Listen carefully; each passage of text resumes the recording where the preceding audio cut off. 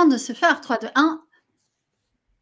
C'est parti pour le live avec Céline Niederhofer pour nous parler des mots magiques. Alors, Céline Niederhofer a écrit le célébrissime guide du copywriting, qui est un best-seller, qui est probablement le livre de référence en matière de copywriting en France.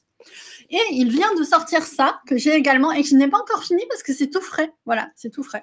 Il y a tellement de lumière, tu sais, il y a tellement de lumière dessus qu'il reflétait la lumière. Non, non. Attends, je recule le regard comme ça. Voilà, les mots magiques. C'est OK. Et je voudrais juste une confirmation des gens qui sont là que tout est OK. Regarde, je prends mon téléphone et je me mets sur LinkedIn. Alors toi, tu es un expert en matière de copywriting. Tu as ta propre école de copywriter. Tu places d'ailleurs tes copywriters et tu vas pouvoir nous parler un peu de tout ça. Alors moi, j'aimerais bien avoir un peu plus d'informations forcément concernant l'écriture de ce livre. Et j'aimerais avant tout te poser une première question. Oui. Quel est, d'après toi, le plus magique des mots magiques de ton livre et pourquoi?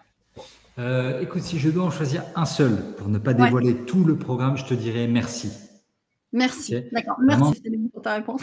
Merci. Bonne journée. Merci pour cette invitation. Merci, bonne journée. Et bonjour et bienvenue. Tu sais, là, je vois Florian, je vois Benoît, je vois du monde qui arrive. Ah, c'est cool. Les gens arrivent, c'est super. Et en fait, ce mot merci, il est tellement important et j'ai fait appel à quelques experts, à quelques spécialistes dans le livre pour obtenir des témoignages, pour voir un peu ce qu'ils pensaient des mots.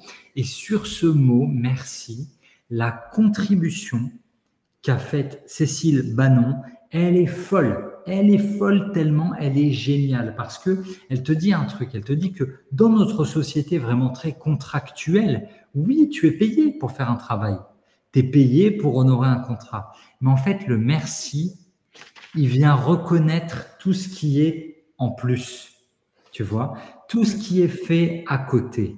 Il vient reconnaître un peu tout ce qui n'est pas contractuel et vraiment très très bien pensé et c'est normal. Et c'est là qu'on voit les gens qui sont très très très humains. C'est pas pour rien non plus. Si Cécile, elle fait partie de, allez, je vais dire la poignée, on les compte sur le bout des doigts, les Français qui ont passé la barre des 200 000 abonnés sur LinkedIn.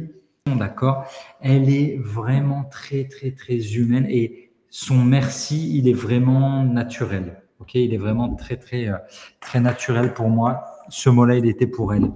Ah, salut Valentin. Désolé si ça résonne un peu. Je vais essayer de parler moins fort. Céline est dans son bureau. Alors, vous n'avez pas le contexte, mais il sort d'un rendez-vous client là tout de suite. Voilà. Donc, il a switché sans transition. Merci, c'est le mot magique numéro 2. Comme ça, des mots magiques.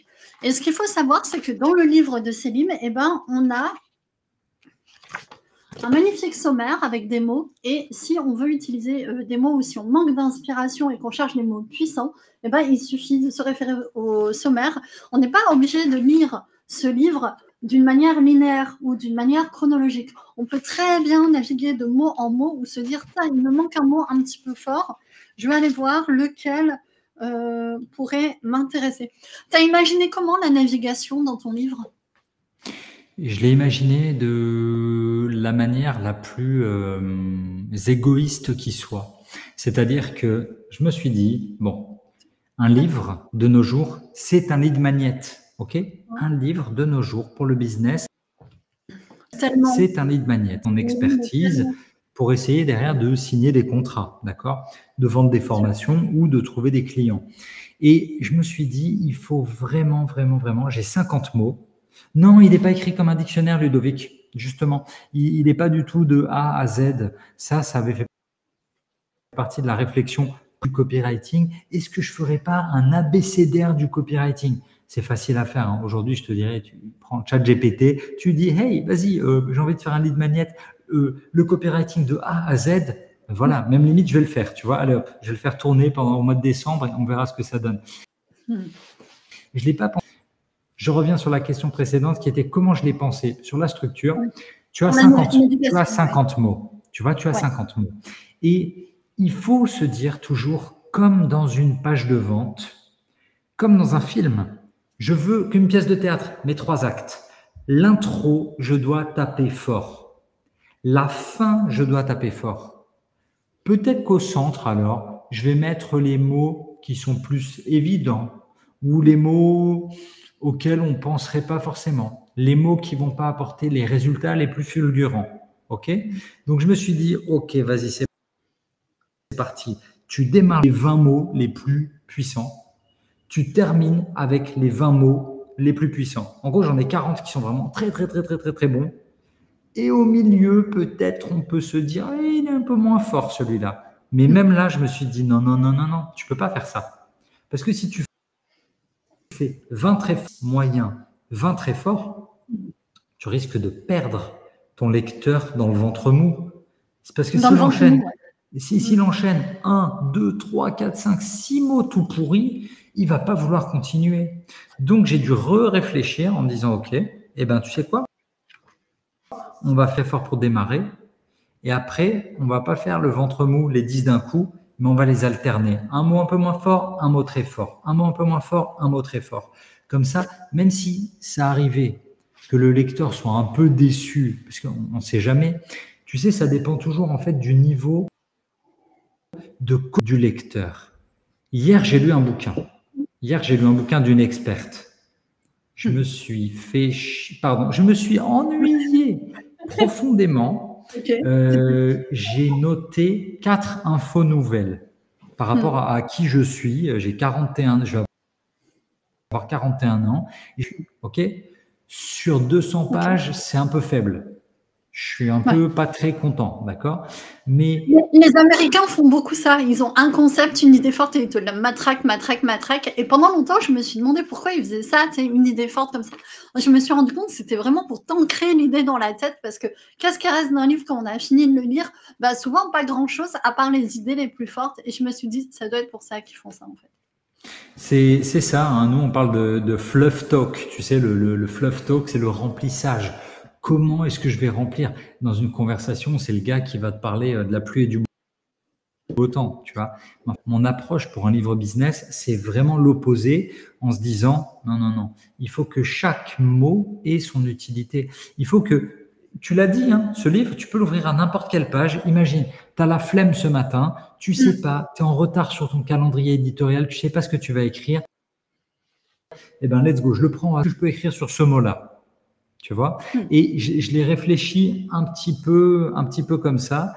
Et puis après, par rapport au niveau de conscience du lecteur, tu vas avoir des copywriters débutants, tu vas avoir des indépendants qui veulent faire leur marketing et leur content, tu vas avoir parfois des gens un peu plus poussés, des copywriters un peu plus avancés ou des directeurs marketing qui veulent trouver de l'inspiration dedans. Et c'est plutôt eux que je vais viser, tu vois, débutants et personnes un peu avancées. Mais je ne vais pas viser les super pros. Parce qu'un super pro, il va prendre le livre, il va feuilleter, il va dire, OK, j'ai fait, OK, génial, OK, j'apprends pas, OK, déjà vu, tu vois. Et c'est pour ça qu'il y a le moins possible de déjà vu. Il y a des personnes qui m'ont demandé, ouais, mais par rapport au guide du copywriting, qu'est-ce qu'il y a de différent? L'approche, c'est pas la même. Okay. L'approche, elle était vraiment très structurelle sur le guide du comment tu écris. Qu'est-ce que le copywriting? Comment tu écris une page de vente? Globalement, c'était plutôt un livre orienté sur la page de vente. Là, on rentre beaucoup plus sur copywriting appliqué au content marketing. Comment je peux faire cliquer plus sur LinkedIn, sur Instagram, sur mes vidéos YouTube. Ok. Donc, on l'ouvre au hasard. Alors, 50 mots magiques. Est-ce que 50, c'est un chiffre magique? Bien sûr. Bien sûr. 50, toujours magique. En gros, tout ce qui va être, tu sais, toutes les dizaines, 10, 20, 30, 40, 50, 100, dès que c'est rond comme ça, il y a un pouvoir. Et puis, le 50, dans nos listes, tu vois, le 50, c'est les 50 États des États-Unis. C'est un truc qui est palpable. Le 50, le 50 Shades of Grey, on l'a vu, le 50. Il ne sort pas de nulle part. Ouais, c'est la moitié de 100, mine de rien. C'est une demi-centaine, enfin, c'est la moitié. Exactement.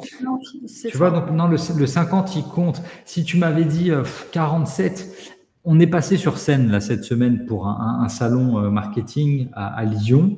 Et mon co-présentateur, à un moment, il dit ce qui marche surtout, c'est les nombres impairs, par exemple 17, 19. Et là, moi, je suis à côté, je dis obligé de t'arrêter parce que le va cartonner plus que 19, parce que 19, ça veut rien dire. Tu n'as rien dans ta tête qui soit ancré sur le 19. Le 18, pour nous, en France, c'est l'âge de la majorité. Okay, et le 21 marchera très bien parce que 21, le 3 x 7, 21, il y a des trucs. On le connaît, d'accord. 19, il sert à rien, personne, jamais, nulle part. Ok. Et ça, c'est issu des tests. Éventuellement 1900 quelque chose, mais c'est pas mal ce que tu dis. C'est vrai, 20, 21, on le connaît, ça peut faire référence à des choses. 19, il faut chercher quand même. Hein, t'as raison. Mais bien sûr, Jack, tu vois, c'est le blackjack, on connaît plein de choses comme ça. Et Ludovic, pour répondre à ta question, est-ce qu'il a un prix magique, votre livre? Écoute, il a 22 €. On parle de ça aussi, on parle des prix miroirs. Ok, quand tu as un 2 et un 2, le 11 fonctionne bien, le 22, et j'irai pas tenter jusqu'à 33 livres sur un marché du livre.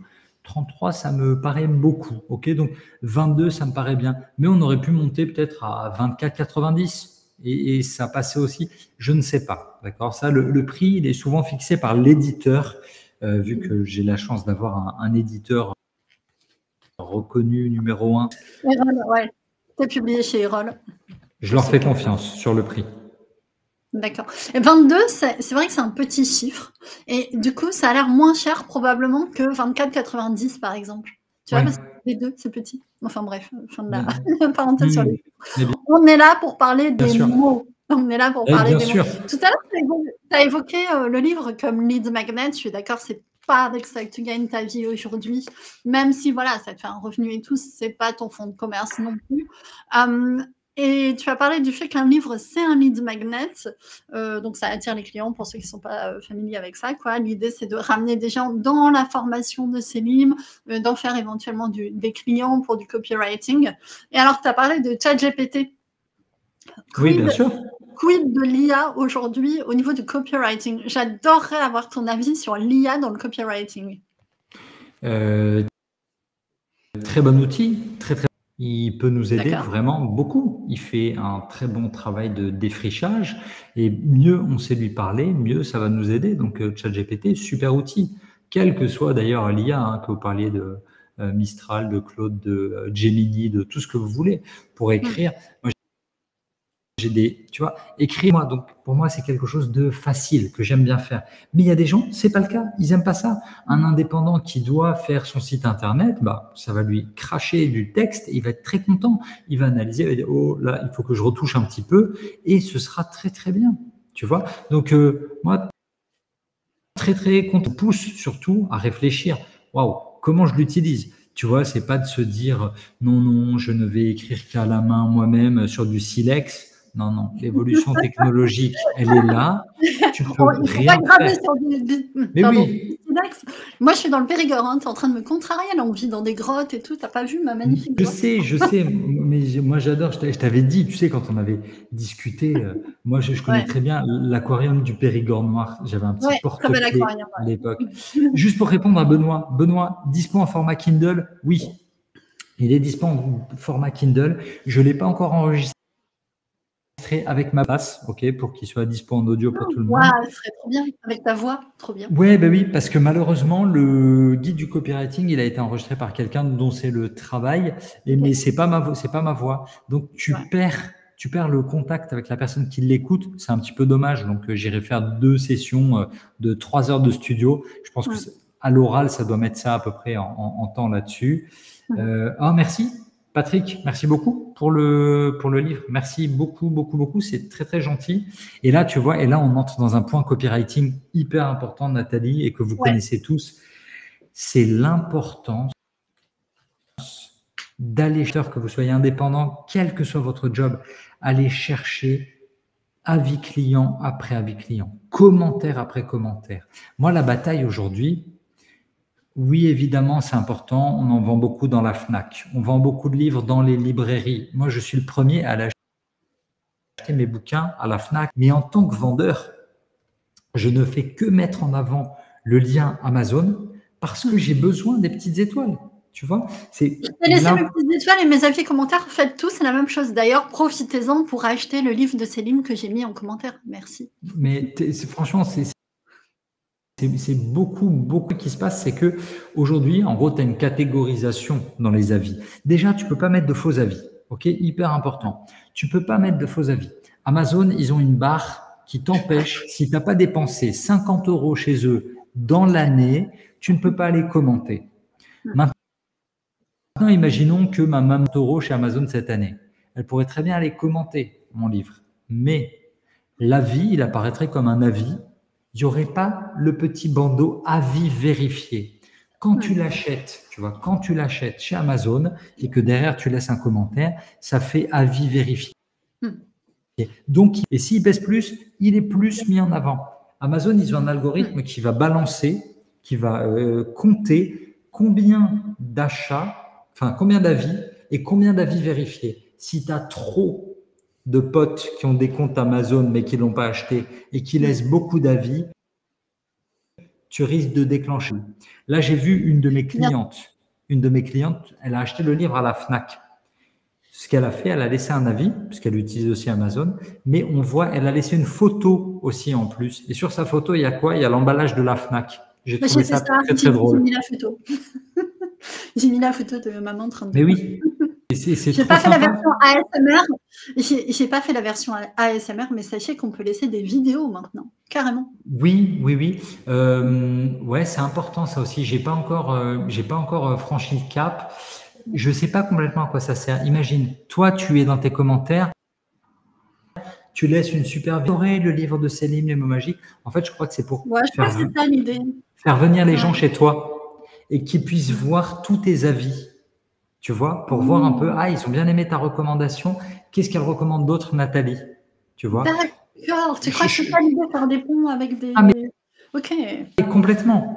En fait, l'idée pour eux, c'est toujours de te payer toi. Tu as fait un commentaire qui vienne sur ta page de recommandation à toi. Je crois qu'ils sont en train de développer ça très, très fort. Donc, Patrick, si jamais vous pouvez laisser un commentaire 5 étoiles avec une photo, avis vérifié, là, on est vraiment top niveau. Vous avez un expert du copywriting. Déjà, laissez des réactions, mettez des cœurs, mettez des pouces, soutenez le live, que ça attire un maximum l'attention et l'intérêt des gens.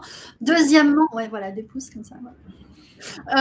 Deuxièmement, posez vos questions. Vous avez un super expert du copywriting qui a de la bouteille. Mais alors, de la bouteille, je ne vais pas vous faire tout le parcours, mais Céline, il a bossé avec des grands en francophonie et même aux États-Unis.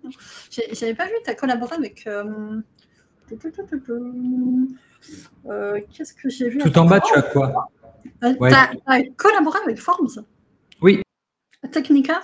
Tu peux encore trouver, ils sont toujours en ligne. Technicart, je m'occupais de la rubrique management. Alors Technicart, il faut voir, c'est un journal de gauche. Quand tu débarques, c'est les tendances, c'est toute la culture, toute la hype. Quand on débarquait en conférence de rédaction, j'étais le seul à être plutôt de type que des mélanchonistes.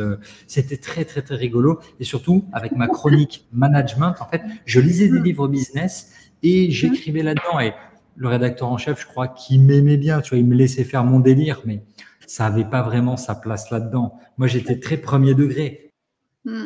Comment les appliquer, ces conseils? Quels sont les conseils de merde de management du mois? Tu vois, donc c'était un magazine marrant. D'accord, marrant, critique, second degré, un peu décalé, c'est ça? Ouais. Franchement, c'était bien. Et j'avais aimé surtout le côté... tout ça, c'est la 2017 et 2019 où j'ai bossé avec tous. Playboy aussi. Playboy, au moment où il revenait en France, un énième retour. Ouais, j'ai vu, trop bien. J'avais des chroniques de Pablo. C'était Pablo, tu vois, c'est un peu les mêmes lettres. Pablo, le Playboy, un peu les mêmes lettres entre Pablo. Et tu as lancé le blog Art de séduire et tu as la chaîne YouTube Les mots magiques, il faut y aller. Moi, j'ai découvert Selim avec sa chaîne YouTube, les mots magiques que j'ai binge-watché en fait pendant un été parce que je savais que j'avais besoin d'améliorer mon niveau en copywriting. Et puis après, j'ai mis le doigt dans l'engrenage, j'ai acheté un premier bouquin, maintenant un deuxième bouquin, j'ai invité Selim. Bref, c'est passionnant. Les mots magiques, très bien ta chaîne. Et je t'en ai parlé la dernière fois, tu as une super vidéo sur les titres qui tuent. Comment écrire bien un titre, c'est super important. Mais c'était une de mes premières formations que je vendais. Aujourd'hui, je la montre plus. Tu vois, aujourd'hui, je la montre même plus. Elle est juste dans ma séquence de bienvenue. Mais ouais, encore une fois, ChatGPT aujourd'hui, si on lui donne les bonnes instructions, les bons prompts, il peut te faire de très très bons titres. Et même sans trop le prompter, juste, j'ai écrit un article sur tel ou tel sujet, peux-tu me donner un titre pour que les gens cliquent davantage? Il va te sortir des très bons trucs, tu vois, pas la peine d'être un gros expert. Il y a même des GPT, Bien sûr. Voilà, déjà pré-éduqués pour faire de la rédaction. On a Ludovic Fayol qui essaye de faire un pont avec l'actualité, qui nous dit quel serait le mot magique pour définir l'enjeu des élections aux États-Unis. C'est drôle. Moi, je te dirais là, pour moi, c'est popcorn. Quoi, tu vois, je suis vraiment là et on assiste à un feuilleton. On est tellement dans l'indécision. Même les sondeurs eux-mêmes, ils te disent, franchement, les gars, on ne sait plus quoi vous dire. On ne sait pas parce que ça a été tellement compliqué en 2016, en 2020. On savait ce qui allait se passer. Aujourd'hui, ça a l'air super serré.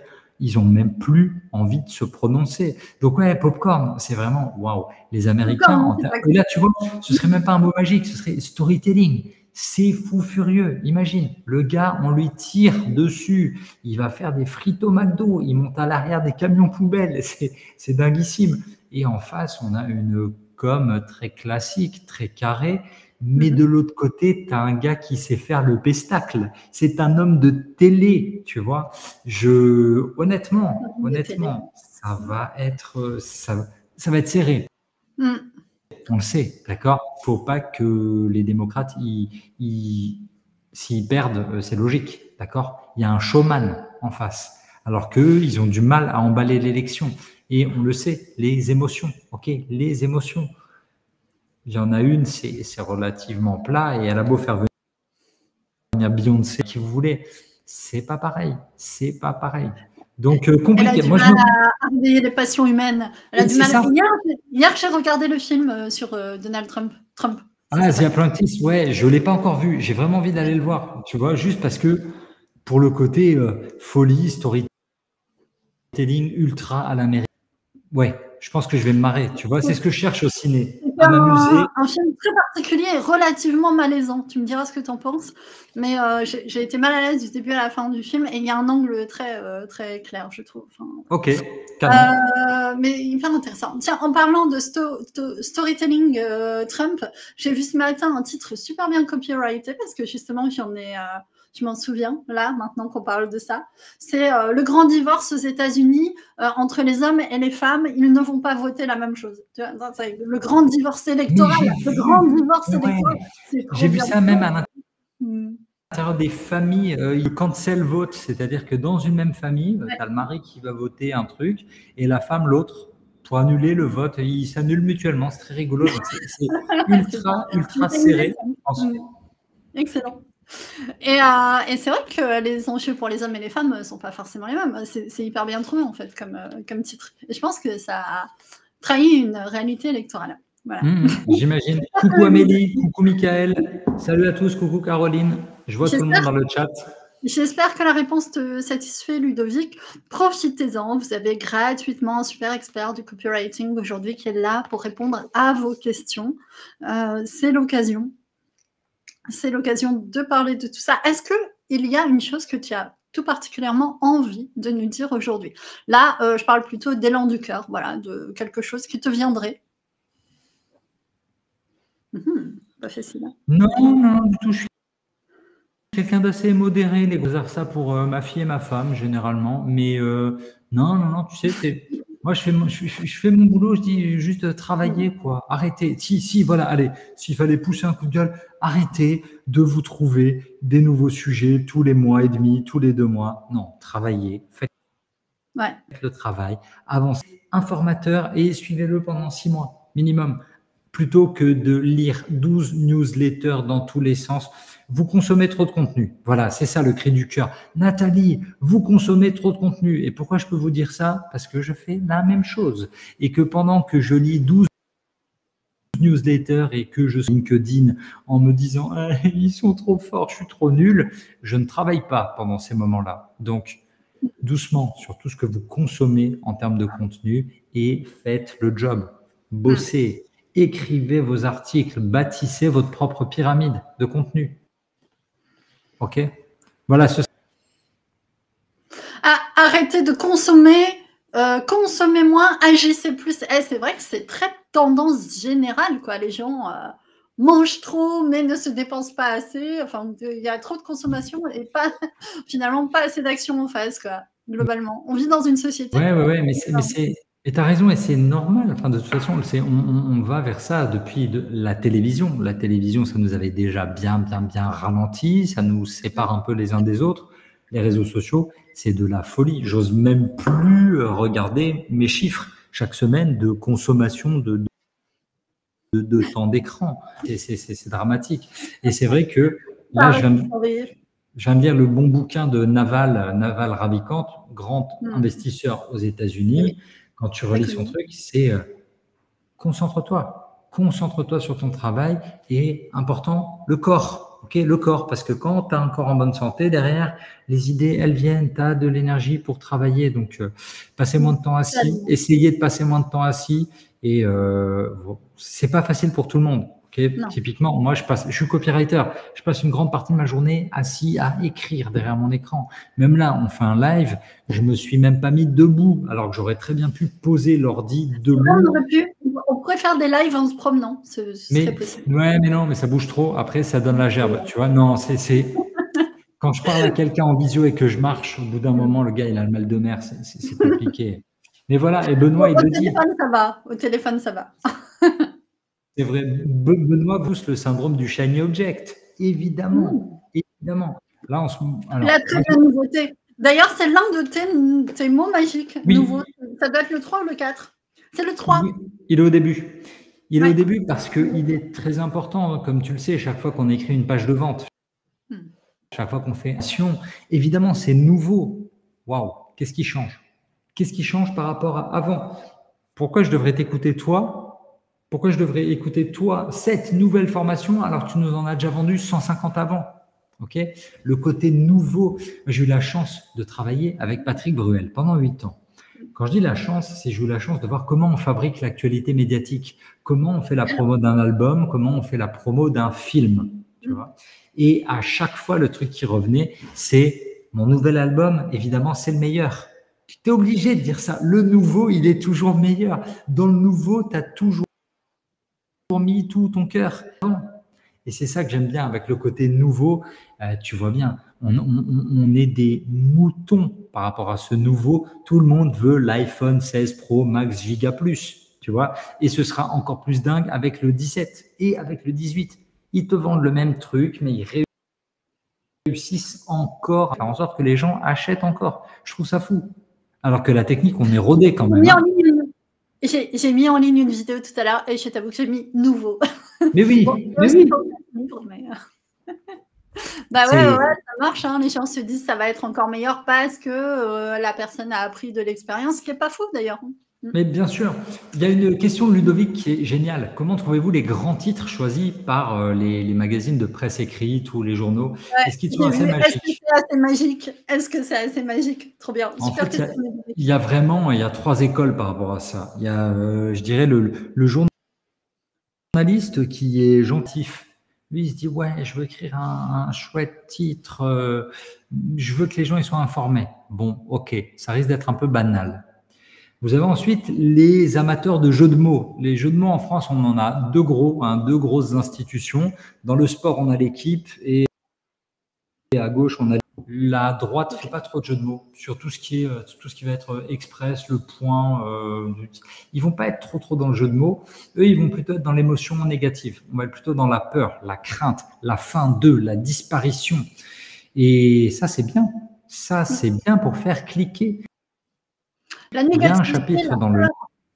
Exactement. Il y a un chapitre qui en traite parce qu'il y a des études qui ont été faites sur, par exemple, BuzzFeed. À l'époque, on remonte à 2010, 2011, 2012. C'est l'ère du putaclic sur le web avant que Facebook commence à faire un peu le nettoyage.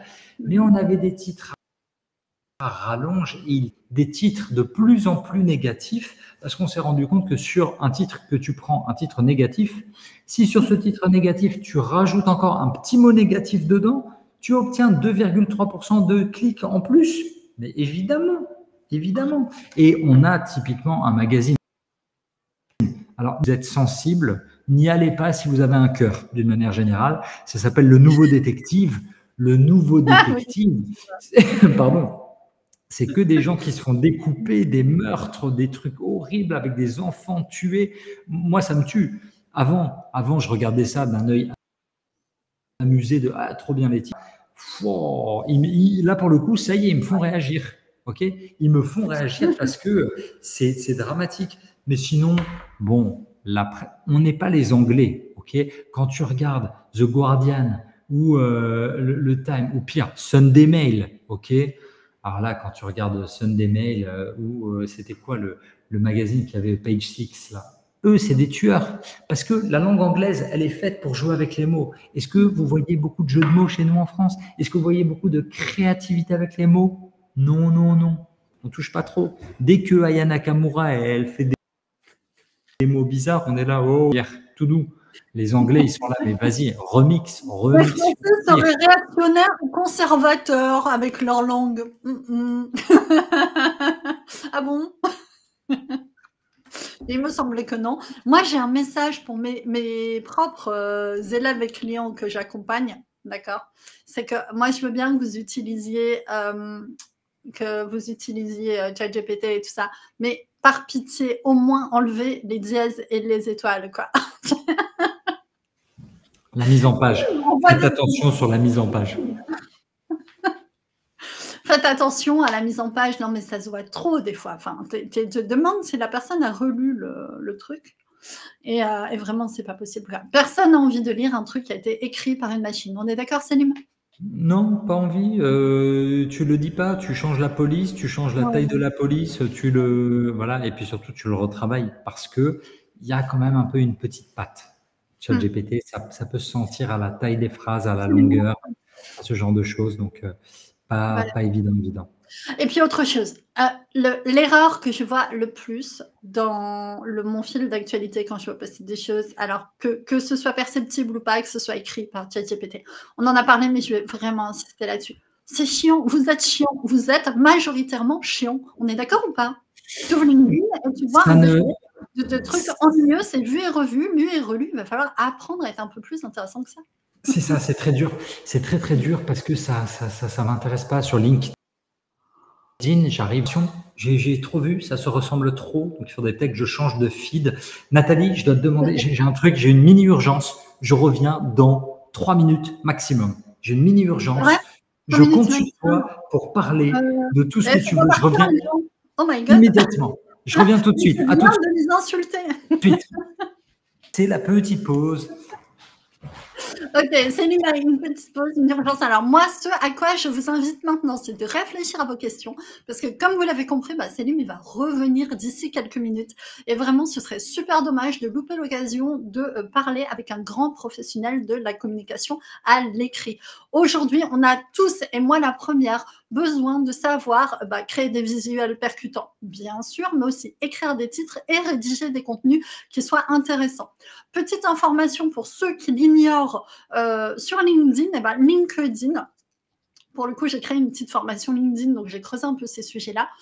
Sur LinkedIn, il y a l'étude de la durée que les gens passent sur le post. Donc, vous avez beau faire des titres qui claquent avec je ne sais pas quoi, de l'urgence, de la nouveauté, éventuellement de la négativité, ça ne suffira pas. LinkedIn va regarder combien de temps les gens passent à lire votre post. Donc, il va falloir être intéressant également à l'intérieur du post pour ne pas perdre l'attention des gens. Voilà, je me permets de vous le dire parce que des fois, on a des titres qui sont bien et quand on clique sur en savoir plus, en dessous, on n'a pas du tout envie de lire parce que ça n'a pas été travaillé. Donc, la promesse n'est pas tenue finalement.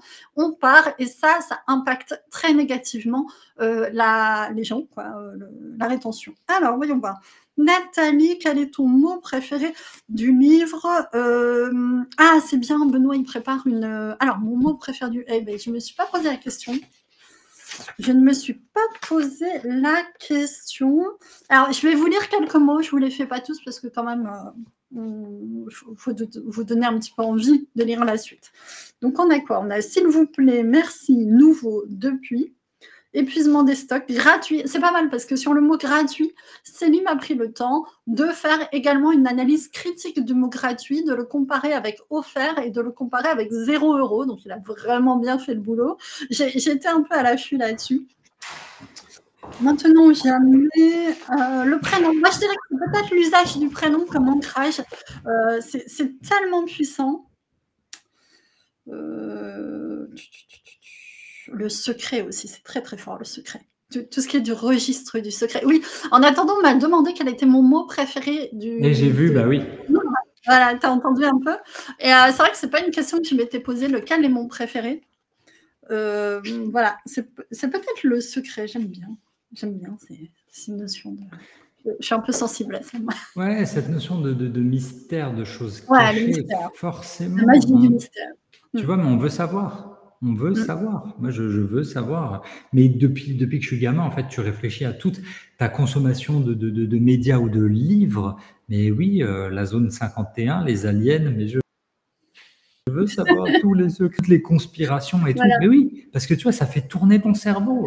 Ça fait tourner ton cerveau. Tu te dis, mais... Et c'est pour ça que ça marche tellement. Tu vois, là, il y a eu des bouquins que je ne peux que vous recommander sur tous les gens qui créent le chaos. Ok, quand je dis qui créent le chaos, qui manipulent les fake news, nos amis les Russes en ce moment, c'est phénoménal. C'est phénoménal tout ce qu'ils réussissent à faire, à propager tout ça. Donc, on est sur les ingénieurs du chaos. Il y a un design de la croyance. Il y a vraiment bien sûr. un design de la croyance, notamment sur Internet. Très, très, très, très fort. Ouais, il y a des spin doctors et tout. Tout ça existe. Tout ça est vrai pour le. Alors, il y a une question de Benoît. Ouais, vas-y, je t'écoute. Vas-y, je t'écoute. Une question de Benoît. Est-ce que tu trouves qu'on peut faire à la fois du SEO et du copywriting et être bon? Comment répondre à ça? J'ai un fort background SEO. J'adore le SEO parce que dans notre entonnoir de vente, pour faire venir les gens jusqu'à nous, on a besoin de comprendre, on a besoin de produire beaucoup de réponses.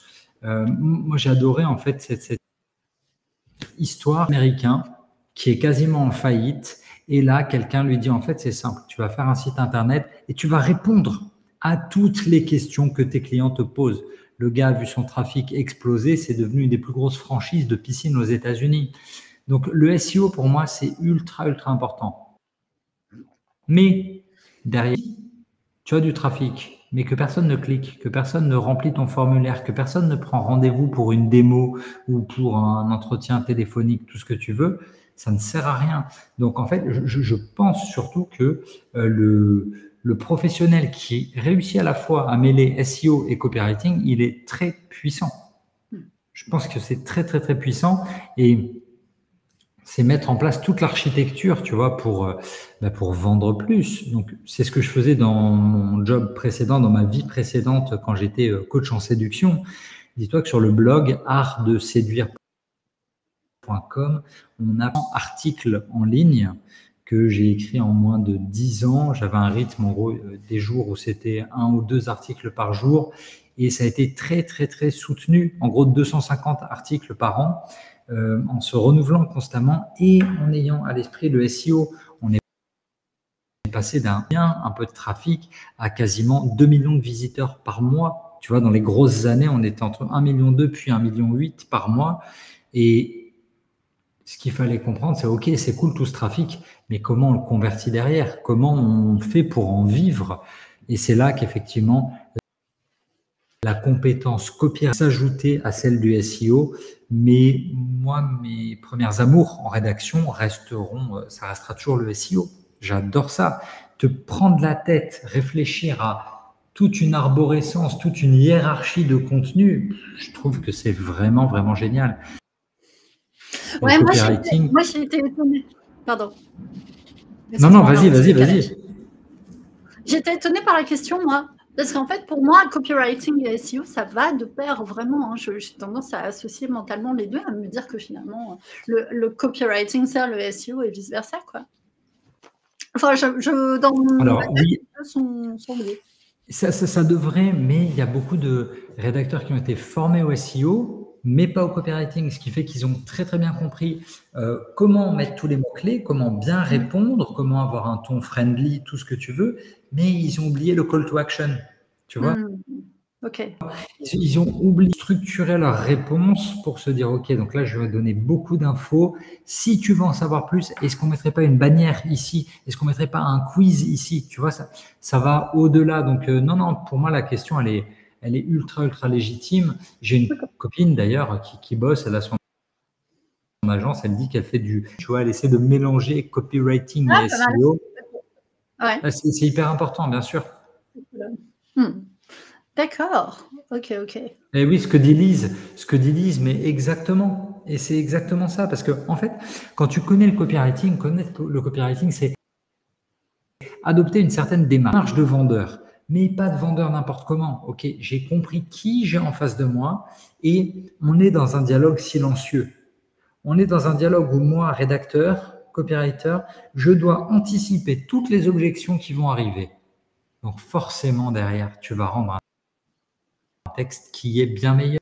J'imagine toujours mon petit tableau de bord, tac, tac, tac, tac, tac, et je relève tous les leviers. C'est vraiment tous les petits boutons. Allez hop, on pousse tous les leviers pour pousser le lecteur à l'action. Donc oui, Lise, complètement, hein, quand on connaît un peu les principes du copywriting, derrière, en termes de SEO, on peut être meilleur. Ok. Est-ce qu'il y a des anti-mots magiques? Est-ce qu'il y a des mots qui tuent l'amour en rédaction? J'en ai un qui me fait rire. Des mots maléfiques, des mots diaboliques. C'est ça. Oui, mais je l'ai mis. Je crois que j'ai mis les mots tragiques. C'était qui? C'était No Doubt. Tu sais, le groupe No Doubt. Par rapport au Magic Kingdom, eux, ils avaient fait le Tragic Kingdom, où tu voyais, tout était un peu dark comme ça. Et moi, il y en a un qui me fait rire, c'est honnêtement. Ah oui, j'ai vu passer. Oui, parce que honnêtement, il pue le mytho. Tu vois, quand quelqu'un… Déjà, tu as un warning qui s'allume, pourquoi il me dit ça? C'est ça. Écoute-moi bien, et franchement, honnêtement, tu vois, là, je me dis… La vérité vraie, tu sais. Ouais, non, mais si tu es honnête, tu n'as pas besoin de dire ou d'écrire. En toute franchise, ils ne sont pas mauvais, mais je me dis, pourquoi tu te sens obligé de préciser ça? En fait, tu vois, on a un job d'équilibriste. On doit trouver le bon équilibre entre les bons arguments et la réassurance sans « mon produit, c'est le meilleur, je te le jure, franchement, viens tester ». Ouais, au bout d'un moment, il faut trouver vraiment le bon équilibre. Donc, ouais, si j'avais un mot que j'essaie d'éviter, c'est honnêtement. De manière générale, le pur déclaratif. Ouais. Sans preuve, ça pue. Ouais, c'est ça, sans preuve, sans témoignage, sans dessin, sans schéma. Bien sûr. Je te jure, je te paye. Dans 3 semaines, je te paye. C'est ça, dans 3 semaines, je te paye. Je l'attends toujours. Ludovic. Qu'est-ce qu'il nous dit, Ludovic? L'Académie française met un joli mot magique de notre langue dans notre société, notamment parmi les différents concours littéraires. C'est marrant, j'ai vu les prix là qui sont tombés aujourd'hui. Il y avait le Goncourt et le Renaudot qui sont tombés à midi. Moi, j'aime bien lire. Je lis encore des romans. En fait, je crois que ça va dépendre surtout des personnes qu'on a en face de l'Académie française. Bon, l'Académie française, elle a son prix chaque année pour les livres, donc elle fait un peu ce qu'elle peut. Quand elle rédige son dictionnaire, elle met 1000 ans à chaque fois, entre chaque édition, mais il se passe des plombes. Il y a des gens qui ont bossé sur la précédente édition et ils sont morts maintenant tellement ils mettent de temps. Moi, je suis pas forcément le plus à même de parler de ça du côté est-ce que les mots ils sont beaux, est-ce que la langue française elle est respectée. Je dirais presque que parfois c'est pas mon souci, d'accord. La semaine dernière, il y a 2 semaines, j'étais à Grenoble pour une intervention d'une association business et il y a une dame qui m'a rappelé pour me dire en fait tu as dit un truc Céline qui m'a déchiré le cœur. Ça fait 2 semaines que je sais plus si c'est un travail pour moi. Parce que j'ai dit vraiment, en fait, moi, je suis pas là pour écrire, pour faire plaisir à ma prof de français. OK? Ma prof de français, français, elle a été très utile. Et après, j'ai eu une prof de lettres quand j'étais en classe préparatoire. Aujourd'hui, si elle voyait mes textes, elle me giflerait parce que je respecte plus aucune règle, parce que j'écris trop court, parce que je peux mettre 3 points d'exclamation, parce que je peux démarrer des phrases par parce que, par car, par donc. Ça. Mais en fait, moi, je vise un objectif qui est la vente, qui est le clic, qui est l'action.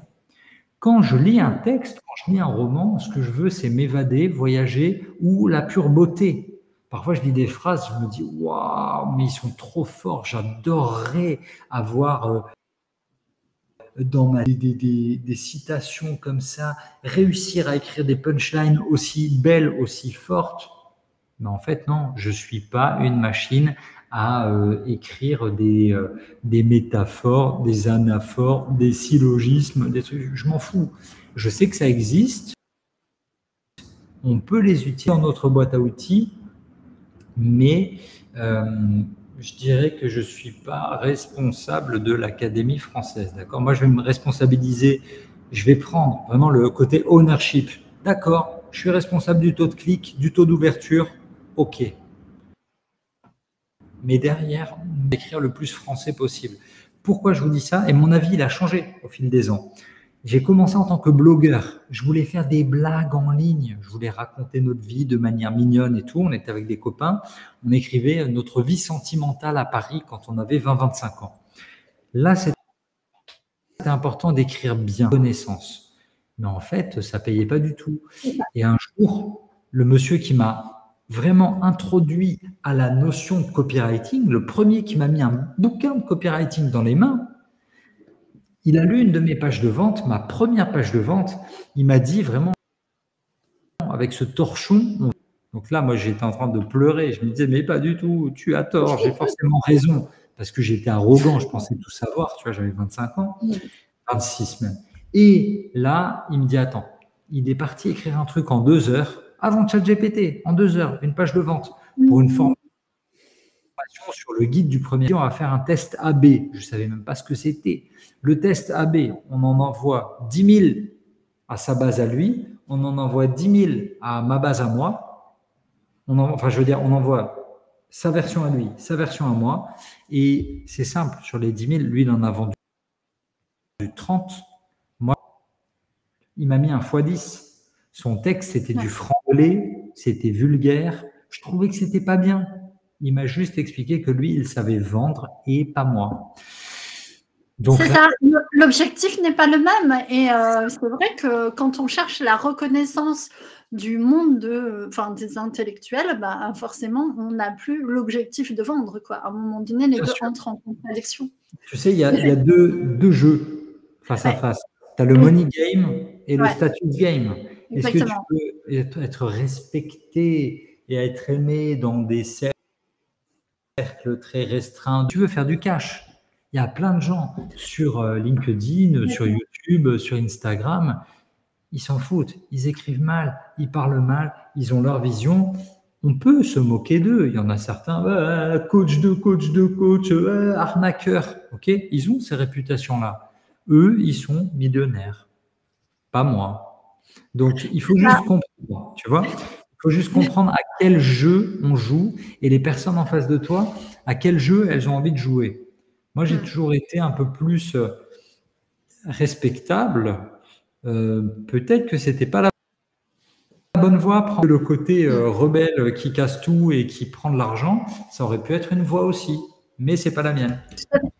Voilà, c'est plus facile de jouer au statue game quand tu as gagné le money game ou que tu es héritier. On va pas. Exactement. Ah, mais complètement. Quand on a de l'argent, forcément, on a du temps pour aller faire des rencontres mondaines, faire des petites soirées chez soi, etc. Bien sûr. Ah, mais tu sais, il y a toujours il faut pas négliger le triangle du pouvoir. Le triangle du pouvoir, tu as la célébrité, tu as l'argent et tu as le pouvoir. Donc, c'est vraiment, est-ce que tu as du pouvoir? Mais tu n'as peut-être pas beaucoup d'argent et tu n'as peut-être pas beaucoup de célébrité. Ok.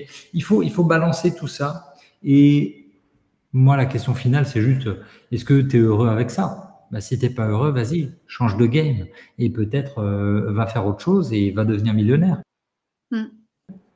qui étaient très frustrés parce qu'on se moquait d'eux.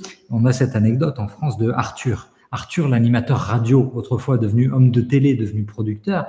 Arthur, à l'époque, il animait une émission de radio, donc on est 91, 92 peut-être, et sur Fun Radio, son jingle, c'est l'animateur le plus con de la bande FM. Mais en fait, il en souffrait. Il en souffrait. Alors, lui, il jouait un peu le money game au début, et puis après, il a pris des cours de culture générale pour combler ce manque et pour se sentir un peu plus respectable et respecté. Parce qu'il cherchait aussi le respect, parce qu'au bout d'un moment, quand tout le monde, peut-être que tu le vis pas bien, parce que l'être humain, toujours dans notre pyramide de Maslow, ben, on a besoin d'être aimé et d'être accepté. Et quand tout le monde se moque de toi, ça doit peser lourd, même si tu es millionnaire. Ça doit peser lourd. C'est sûr, la reconnaissance, on en a tous besoin. Mais il faut avouer que c'est plus facile d'avoir la reconnaissance quand tu as gagné le money game. C'est-à-dire qu'au bout d'un moment, quand tu as gagné le money game, la reconnaissance arrive parce que tu as réussi à faire quelque chose que beaucoup de gens ne sont pas capables de faire. À un moment donné, je pense qu'il faut ça, son ego, il faut savoir le mettre un peu de côté. Et se dire, ok, je ne ferai peut-être pas la fierté de maman, de papa, papy et que sais-je, mais à un moment donné, je vais faire du cash. C'est ça. Et jusqu'où êtes-vous prêt pour y arriver? Ça, il y a beaucoup de gens qui se posent la question. Et tu vois, là, je vois passer tous les jours sur Instagram où je passe beaucoup trop de temps. Je suis un entrepreneur, le nouveau Xavier Niel, d'accord? Il a vendu des formations pour devenir pimp digital, ok? Pour devenir manager de talent sur OnlyFans ou sur Mime, d'accord? Donc, gros, le grand fantasme de l'OnlyFans manager. Exactement. Exactement ça. Pour ceux qui ne seraient pas au courant, c'est un job en gros où vous devenez macro. Autrefois, on disait souteneur ou macro. Vous devenez un pimp, c'est-à-dire qu'il y a une fille, elle va prendre des photos toute la journée, des photos toutes nues, et vous allez juste être son brand content manager. Voilà ce que tu vas faire. Voilà ce qu'on va faire. Voilà ce qui s'occupe de toute la communication. Et elle fait juste les photos. Elle se fait cracher dessus à longueur de journée. D'accord? Parce qu'il y a des gens qui adorent ce qu'elle fait. Ils payent pour l'avoir toute nue. Mais il y a toute une frange de la population qui lui dit, mais t'as pas de face. Tu n'as pas de honte. T'as aucune âme. T'as vendu ton âme. D'accord? Mais elle sort millions. À quel prix? Tu vois, c'est toujours ça, en fait, dans le money game. Je suis allé voir Xavier Niel sur scène. Monsieur Free. Monsieur Free, qui est désormais marié à une fille de Bernard Arnault. Ok, donc on est passé. Qu'on appelait le pornographe à l'époque, qui s'est fait insulter. Exactement, mais oui. Tu vas raconter la petite histoire? Il a commencé dans le Minitel Rose. Il a commencé dans le Minitel Rose. Il a commencé dans le hacking. Et quand il a un peu soldé toutes ses affaires, au moment où il lançait Free, au moment où Free commençait à bien cartonner, à un moment, il y a la BAC tout simplement qui débarque chez lui. Ils viennent tout prendre. Il est plaqué au sol, il est emmené en prison. Il fait 2 mois en prison, alors que c'était genre quelques jours avant l'introduction de Free en bourse, parce que visiblement, il aurait oublié d'arrêter une activité d'un peep show associé à Strasbourg, tu vois, Strasbourg, où il n'a jamais, lui, mis les pieds. C'est fou. C'est fou cette histoire. Et donc, bon, le juge finit par le relaxer quand même, mais il garde encore, aux yeux de certains, cette image de ok, c'est bon, tu as commencé dans le porno, tu vois. Tu as commencé dans le porno, la nudité, les bas instincts de l'homme. C'est pas bien ce que tu as fait. Il avait traîné dans les milieux de sex shop. Et alors, ce qui est amusant, c'est que sans cet argent qu'il a fait à l'époque, il n'aurait pas pu faire Free. C'est là où ça devient intéressant. Bien sûr. Et donc, toujours ce status game. Et aujourd'hui, tu vois qu'il y a énormément de choses qu'il fait qui sont faites pour se racheter une virginité, pour avoir un statut respectable, que ce soit son école 42, que ce soit toutes ces initiatives dans le milieu de l'agriculture. Il y a plein d'initiatives et il investit toujours dans plein de boîtes, bien évidemment. Ça, c'est pas de la philanthropie, hein, on est bien d'accord.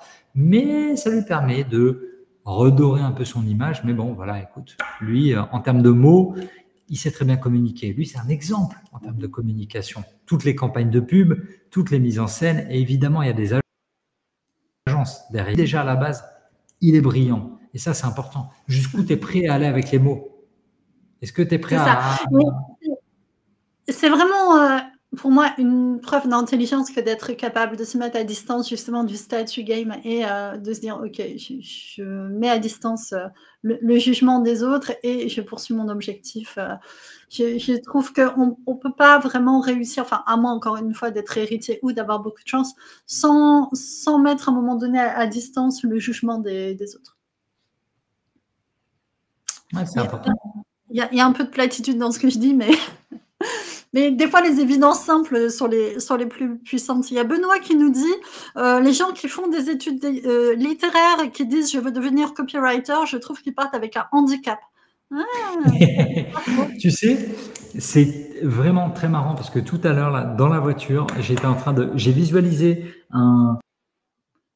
une infographie question. Enfin, c'est pas une infographie. J'ai visualisé une miniature YouTube avec moi au milieu comme arbitre. À gauche, j'ai le littéraire qui devient copywriter et à droite, j'ai le commercial qui devient copywriter. Copywriter, c'est les deux. Tu es un vendeur avec les mots. Mais dans ma pratique de formateur en copywriting, tous les jours, c'est qui le plus facile à entraîner? Est-ce que c'est plus simple de faire un champion en partant d'un littéraire, lui apprendre le business, ou de prendre un gars du business et lui apprendre l'écriture? J'ai pas encore tranché complètement parce que je fais ça que depuis 2020, d'accord? Former des gens, je fais ça vraiment que depuis 2020. Donc, j'ai quand même mon point de vue. Je pense que les commerciaux qui apprennent à écrire sont meilleurs, effectivement. Les littéraires qui réussissent à vraiment performer, j'ai pas énormément ouais, quoique si. Non, franchement, c'est dur parce que là, du coup, mes meilleurs que j'ai formés pendant ces 4 ans, c'est une personne qui a énormément de littérature dans sa vie, qui a été directeur d'école et dont le papa était psychologue. Il a lu beaucoup et je pense que ça l'a aidé. Donc aujourd'hui, c'est très très bien. Il a compris beaucoup de choses. Mais c'est dur, c'est intéressant. Je ne sais pas si les littéraires, ils partent avec un handicap. Je n'irai pas jusqu'à dire ça, d'accord? Je ne dirais pas qu'ils ont un handicap. Mais il faut effectivement leur désapprendre quelques notions. Pour juste leur dire, voilà, clic, la persuasion, ce n'est pas de la littérature. Je ne suis pas là pour faire de la littérature. À tel point que même moi, je suis choqué. J'adore les livres, j'adore la littérature. J'ai vu, je ne sais plus, j'ai oublié de prendre la copie d'écran. On voit qu'en ce moment, la négation, elle saute de plus en plus. D'accord, je ne suis pas d'accord. De plus en plus, mais même à l'écrit, dans une pub, je l'ai vu, j'ai oublié, et ça m'a choqué. Ça m'a choqué parce alors là, on en est à « je suis pas d'accord ». Oui, bien sûr. Je suis d'accord avec toi, Nathalie. Mais moi, j'ai ma petite fille, elle a 4 ans. Je me dis, allez, dans 2 ans, au plus tard, on commence vraiment à apprendre à écrire quand elle entrera au CP, on va se marrer. On va se marrer. Et c'est fou. Tu vois la différence entre les gamins. Tu vois ceux à qui on lit des livres et c'est un peu moins. En termes d'élocution, en termes de vocabulaire. Après, est-ce qu'avoir beaucoup de vocabulaire, ça vous servira à vendre? Je suis pas sûr. Par exemple, ça va être le truc qui va rester de ce live. Hein. Non, mais moi, je suis pas sûre. Après, c'est pas faux. Je suis pas sûre. J'étais en retard là sur le live. J'étais en communication juste avant avec un entrepreneur dans l'immobilier. Et lui, il se voit un peu comme Arthur, c'est-à-dire qu'il était un peu en échec scolaire. Il n'a pas les mots. Dans les textes qu'il me rend, tu sais ce qu'il fait? Il fait tout vocal. Il n'écrit pas un mot parce qu'il y a beaucoup trop de fautes. Il est complexe un peu par rapport à ça. Mais c'est pas un problème. Je suis là. Les copywriters, on est là pour ça. J'ai perdu la question. Benoît, donc oui, ouais, vous trouvez qu'ils partent avec un handicap? J'ai complètement oublié le début de la question. Quels seraient vos mots magiques pour redonner de l'espoir à une jeunesse angoissée, voire même désespérée? Tu vois, le voire même, déjà, typiquement, ma prof de français, là, elle me mettait un headshot pour un voire même interdit. Ou voire désespéré, ou même désespéré. Mais voire même redonner espoir à la jeunesse. Je sais pas, je crois que chaque génération, on a eu notre lot d'épreuves à affronter. Bon, visiblement, les 68 arts, nos grands-parents, c'était un peu plus des 30 glorieuses, faisait que le contexte économique était peut-être un peu moins violent. Et puis après, ouais, donc entre crise pétrolière, arrivée du sida, chômage de masse, ouais, là, ça a commencé à peser un peu. Et là, les jeunes, enfin, moi, ce qui me fait le plus peur pour eux, hein, c'est pas tellement si je devais leur dire un seul mot, c'est déconnecte. C'est un danger, c'est fou furieux. Quand je vois, nous, je sais pas pour vous, je sais pas quel âge vous avez, là, je vais fêter mes 41 ans bientôt. Quand je vois à quel point mon cerveau s'est atrophié entre 2007 et maintenant, j'ai l'impression d'être devenu débile profond. C'est dramatique parce que je ne lis plus autant qu'avant. Genre avant, je sais pas, je devais lire 1 à 2 livres par semaine. Là, si j'arrive à en lire un en 2 semaines, c'est le bout du monde. Je n'y arrive plus. C'est devenu un effort de fou. Et les gamins, le problème, c'est que avant nous, on avait une vie sociale. On avait une vie sociale, puis les téléphones, on avait une vie sociale, puis on a eu une identité numérique. Eux, ils commencent et doivent bâtir tout en même temps. Très compliqué. Donc, c'est surtout ça. Moi, ma grande crainte que futur. Il y a Fabien Olicard qui a fait une super vidéo là-dessus. Je ne sais pas si tu as vu. Il a fait un peu le point entre les avancées et tout. Sa vidéo, elle est super. Je vous invite à aller voir la vidéo de Fabien Olicard là-dessus. Il fait hyper bien le point. Mais moi, c'est pareil. Hein. Je reconnais que je vois des dégâts cognitifs. J'écoute beaucoup plus de podcasts. Je lis beaucoup moins. Or, la lecture a des vertus que le podcast n'a pas. Bien sûr. On est en podcast là. On échange beaucoup. On échange de la valeur et tout. Mais ce n'est pas pareil de lire et d'échanger comme ça. À l'oral. C'est pas les mêmes connexions. Perso, j'essaye de protéger un peu mes enfants de ça, c'est-à-dire qu'ils ont accès aux écrans et tout. Mais tu vois, j'en ai un, hier, il était à la pêche, avant-hier, il était avec un copain, j'ai fait un resto avec l'autre et tout. On essaye de faire des choses comme dans la vraie vie, dans le vrai monde, pour pas être vraiment captif des écrans, parce que des fois, on a l'impression un peu de vivre désormais par l'intermédiaire de ça. Et c'est vrai que d'un point de vue développement de cerveau, d'ailleurs, je pense que le cerveau des nouvelles générations, il sera pas, comme il se sera développé autrement, il sera pas structuré pareil. Oui, bien sûr. Il sera structuré pour intérêt. Alors, je garde ça à proximité, c'est pas que je suis accro, c'est que pour le coup, je regarde les questions, hein, rassurez-vous. Je regarde les questions pour qu'on puisse y répondre au fur et à mesure, parce qu'il y a du monde et c'est super bien. Je suis très contente. Merci à tous d'être là. Et puis, alors, il y a du monde en permanence. Mais voilà, ils vont avoir le cerveau qui est structuré pour interagir, en fait, avec ce genre d'interface. Les écrans, le téléphone, les tablettes. Du coup, la vertu des livres... C'est déjà dit, tu vois, dans toutes les études qu'on peut voir aujourd'hui. Hein. Déjà, toutes les boîtes de nuit, finito, et c'est un business qui est en train de se tuer, tu vois, parce que le lieu de rencontre. Ouais, ils savent plus interagir. Visiblement, on est en train de perdre, mais collectivement, hein, l'art de la... C'est très très compliqué. Et moi, je vois, tu vois, 41 ans, remarque de vieux con, où je vais te dire. Non, on a le même âge. Tu vois, une baisse de la culture générale, au sens où quand je discute avec des plus jeunes, je retrouve pas ce qu'il y avait à notre époque de références sur Squeezie ou sur des youtubeurs qui sont même pas dans mon univers mental. Tu vois, donc pour ça je leur jette pas la pierre. Je dis que c'est compliqué d'être eux. Je suis très content d'avoir grandi à l'époque où j'ai grandi. Oui. Moi aussi, je me rends compte que j'ai une profondeur de vocabulaire que beaucoup n'ont pas, en fait. Il y a des mots, de temps en temps, je les recroise, notamment dans des livres, et je me dis, tiens, ça fait extrêmement longtemps que je n'ai pas vu ce mot, en fait. Alors que tu vois, tout ça enrichit notre pensée, notre manière de concevoir les choses, notre manière d'élaborer, tout simplement, voilà, mentalement, quoi. Notre univers mental, je ne sais pas comment le dire. Et il y a un vrai appauvrissement du vocabulaire parce que, pour le coup, et c'est vrai qu'il y a un sujet copywriting, SEO et tout, c'est que pour performer sur le web, il vaut mieux ne pas avoir un vocabulaire trop riche, pas trop de profondeur sémantique. Tu valides ça? Mais oui, non mais on doit rendre nos textes accessibles. En fait, contrairement, alors regarde, quelqu'un de très intelligent qui va faire du jargon, qui va être un expert, il va directement arriver, il va te parler de la théorie du candélabre sur son paquebot, ce que tu veux, tu vois. un copyright, la théorie de la lumière sur le bateau. Il va faire plus simple. Mais en fait, moi, ce qui m'intéresse, c'est comment, sur le même mot, comment je vais partir de ma théorie de la lumière sur le bateau pour amener les lecteurs vers le mot un peu plus compliqué. Mais il faut leur expliquer, tu vois.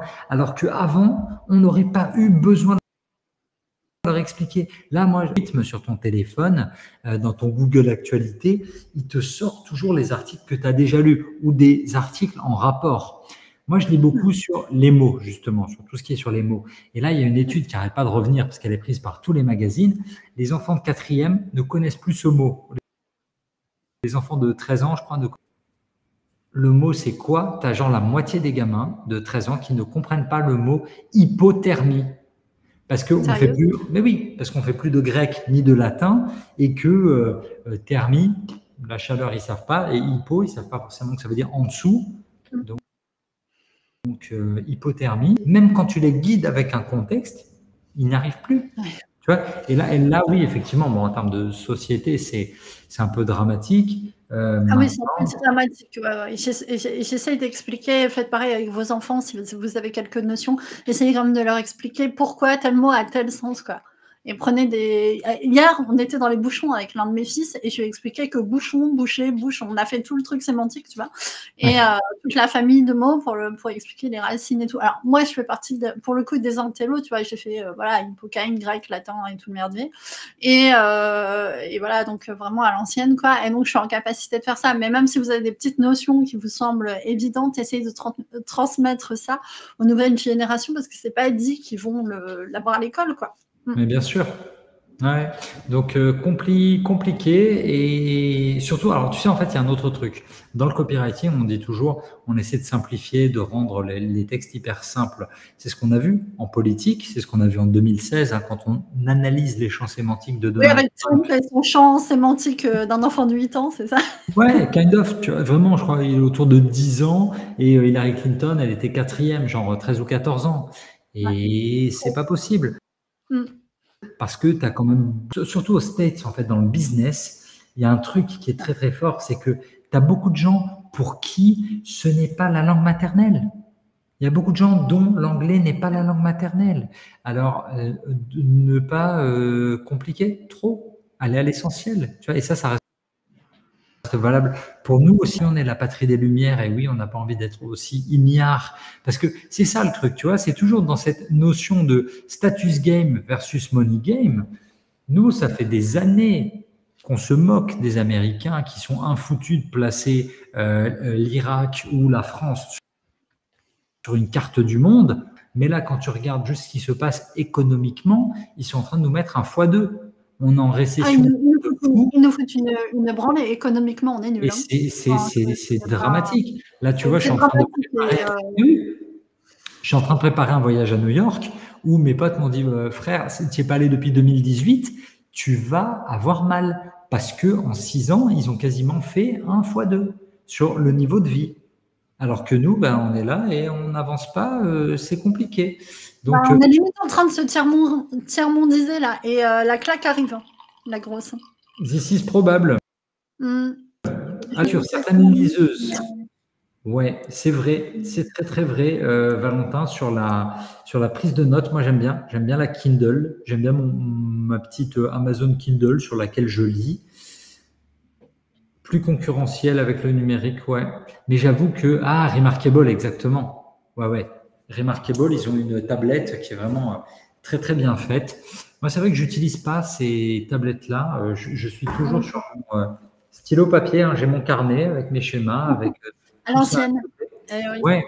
Mais parce que les habitudes, tu sais, tu les prends quand t'es enfant, quand t'es étudiant, quand t'es ado, jeune, en début de carrière.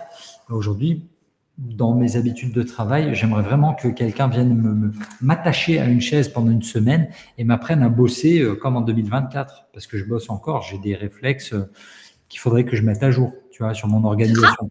Tu crois que c'est pas bon? Enfin, moi, je trouve que petit carnet, noter égale mouvement, et voilà, quoi. Oh, la vache, il y a encore du monde qui nous écoute débiter nos conneries, hein. Je regarde, c'est impressionnant. Non, mais merci beaucoup. profitez du dernier quart d'heure. Après, je dois aller chercher ma fille à l'école. Donc, allons-y. Excuse-moi. Tu crois pas que c'est un atout de travailler comme avant? C'était pour...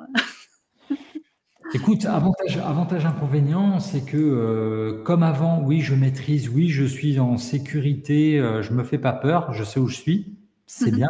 Mais de l'autre côté, il y a des petits jeunes, ils vont très vite avec Notion et avec le no-code et avec toutes ces choses-là, où j'ai waouh, les gars, vous allez tellement vite. Moi, je suis admiratif. Les gamins là de 20-25 ans, mais ils me mettent une telle claque que oui, je vais t'écouter, jeune. Parce que oui, j'ai plein de trucs. Oui, j'ai bossé avec des grosses boîtes et c'est cool, tu vois, le côté autorité. Mais eux, d'un point de vue technique, il y a du taf. Là, vraiment, ils sont forts. Ils sont forts, ils sont forts. En fait, la vraie question, c'est à quel moment le carnet et le stylo va me pénaliser. Tant que ça ne me pénalise pas, je continue. C'est très, très bien. Et effectivement, comme tu le disais, hein, c'est prouvé le côté mouvement. Tu es en mouvement, tu fais un effort et ça rentre mieux dans ta tête. La connexion bras-cerveau, elle est magique, ce qui fait que tu retiens mieux. Le côté actif aussi, le fait d'être en action. Mais complètement. Piloter, noter. Complètement.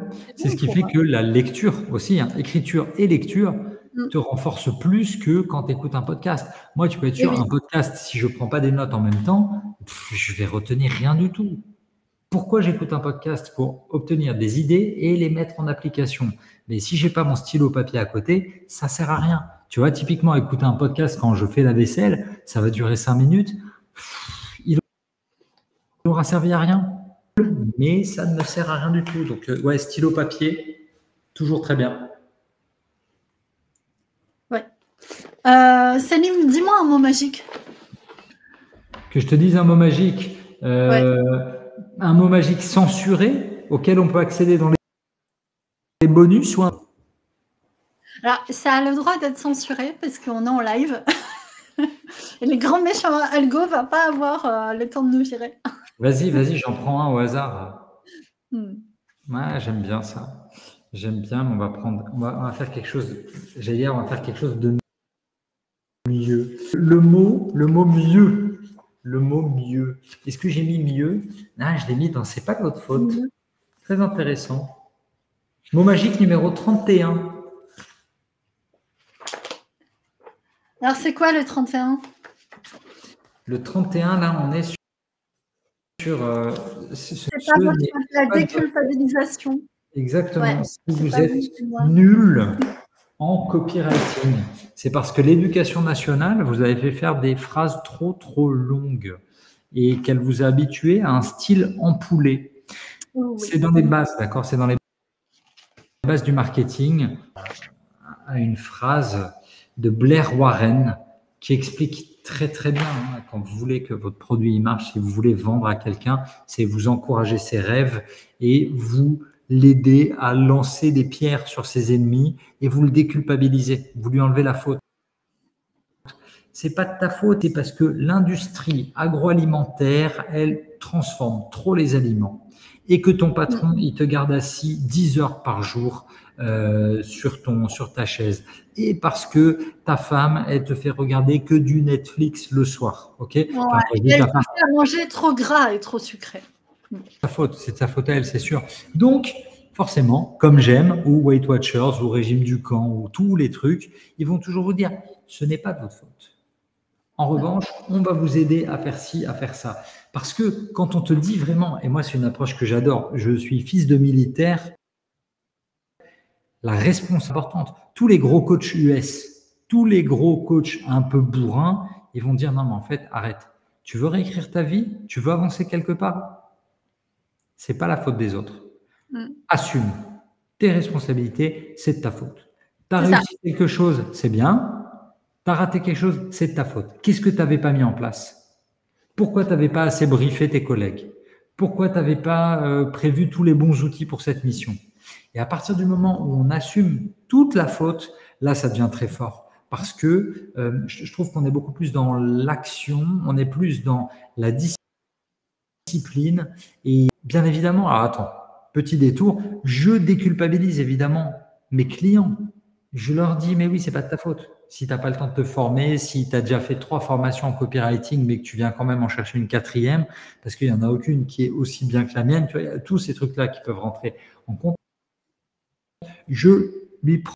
Votre client, vous devez l'accompagner du début à la fin en lui disant que ce n'est pas de sa faute à 80% du temps. Mais vous pouvez faire partie des 20% de vendeurs qui décident d'être un peu plus musclés. Mais je n'ai pas le temps pour tes excuses.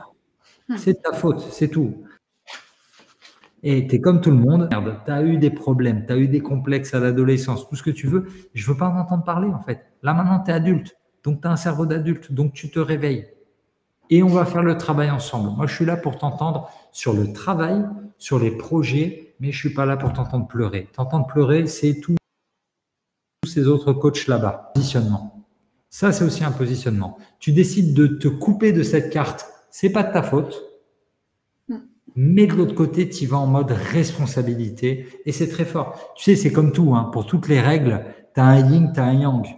Tu as une vérité, tu as un contre-exemple. Ouais, et la vérité n'est pas forcément un extrême ou un autre. Il y a ce livre qui est sorti, qui a été très populaire, Responsabilité absolue, qui a fait beaucoup de bruit dans le monde du coaching parce qu'il l'a invité à reprendre 100% de la responsabilité de ce qui nous arrive. C'est une position qui est extrême, mais qui est très intéressante. Ouais. Ok. Vu que je ne l'ai pas vu en français, c'est peut-être celui que c'est Jocko Willink, Extreme Ownership. Ça doit être ça. Ok. Militaire, très très militaire. Responsabilité, je fais la recherche. En même temps. Ouais, absolue. Moi, je pense que chacun a des parts de responsabilité. Ah ouais, c'est ça, le militaire, ouais. Navy Seals. Jocko Willink, exactement. Bah oui, c'est lui, ouais, bien sûr. Non, mais magnifique. Tu vois, et lui, typiquement, il fait partie des gars que j'écoute quand j'ai besoin de me booster le moral. Juste quand je suis là, ça fait bof. Allez, c'est bon. Tu vois, je me mets ça, je vais faire une séance de sport et on résout le truc. Ça te bien ? Mais okay. Oui, je suis pas très bienveillant envers moi-même. Tu vois, pour l'écriture. Non, mais l'écriture, tous ils vont te le dire. Tous les gars qui écrivent, ils se font mal. Ouais, c'est vrai. Tous les gars qui écrivent, c'est hommes, femmes, tout le monde. Hein. Écrire, c'est un sport qui fait mal. Celles et ceux qui écrivent. Je vois qu'il y a encore du monde en ligne. Mettez des réactions. Dites-moi si vous aimez ce genre de live, si vous voulez d'autres lives. Je serais curieuse de savoir sur quel thème est-ce que vous voulez qu'on refasse des lives avec Selim une autre fois éventuellement. Voilà, profitez-en, participez. Là, on a un peu dérivé. Sur un sujet responsabilité, on a compris que Selim est du côté d'un maximum de responsabilité et que moi j'ai une position qui est plus chacun a sa part de responsabilité et déjà assumer sa part de responsabilité, c'est vachement bien. Voilà, on a une position légèrement divergente, mais je pense qu'elles sont compatibles. Selim, est-ce que en bonus des mots magiques, tu pourrais nous faire un jour les chiffres magiques? C'est bien. Alors tu sais quoi, il est déjà il y a un chapitre dans le guide du copywriting qui s'appelle les nombres magiques. Et tout est puisque c'est ça, un chiffre c'est 0 à 9 et nombre c'est de. Tout à fait. Et je sais, ouais, c'est ça. Donc, non, ça je l'ai déjà traité, mais oui, c'est important. Parce que tu pourras reprendre le même, le reloucher peut-être, le mettre d'actualité au goût du jour. Et ça, on a parlé des États-Unis, des 50 États, c'est ça, il y a 50 États, non? Oui, bien sûr. Bien sûr. Ah ben voilà, on est encore dans les 50 Toujours, États. tu vois, le guide du copywriting, il a 50 chapitres. Là, les mots magiques, pareil, il en a 50, mais c'est important parce que c'est pas trop non plus, tu vois. Tu te dis, OK, un livre, 50, c'est du déjà vu. Et puis moi, ça me rappelle surtout mes fiches. Ça me rappelle mes fiches à l'école, genre 50 fiches sur la culture générale, 50 fiches sur ceci, cela. Donc, je voulais que ce soit consommable, tu vois. Il fait 4 ou 5 pages maximum. Comme ça, tu peux les enchaîner. Parce que les livres, là, trop longs, avec une seule grande idée, vas-y, tu t'arrêtes à quel moment? C'est dur, tu vois, c'est vraiment très, très dur. Mais ouais, une épreuve des 10 codes d'or avec des mots magiques, toutes les histoires de la grande dictée, toutes ces choses-là, c'est génial. Trop cool. Tout à l'heure, j'ai présenté ton livre avant le live à quelqu'un qui me demandait qui t'étais et je lui ai parlé de ton livre. Je lui ai dit c'est très pratique parce que tu peux l'ouvrir, aller chercher un mot et c'est immédiatement activable. Ouais. C'est le terme que j'ai utilisé et je trouve que c'est assez juste. Et c'est ça, c'est en fait, moi ce que j'aime bien, quand je lis un livre business, typiquement là, quand je suis en train de lire le dernier d'Hormozy, il a maintenant 1 an et 2 mois, 1 an et demi peut-être, et pourtant je ne l'ai toujours pas fini. Parce que je lis le truc avec mon stylo, il a fait exprès des grosses marges partout pour que je puisse prendre des notes, et en fait je tombe sur une superbe idée, waouh, il a trop raison, et ça va m'occuper 1 semaine. Tu vois, quand j'ai lu son premier bouquin qui était l'offre à 100 millions de dollars, là. Ouais, 100 million. Mais son offre, rien que son équation de valeur, comment je fais pour accélérer les résultats, comment je fais pour minimiser la pénibilité, comment je fais, c'est tellement malin. Et là, ça m'avait fait retravailler toute mon offre. Donc, moi, c'est des livres comme ça que j'ai envie d'écrire.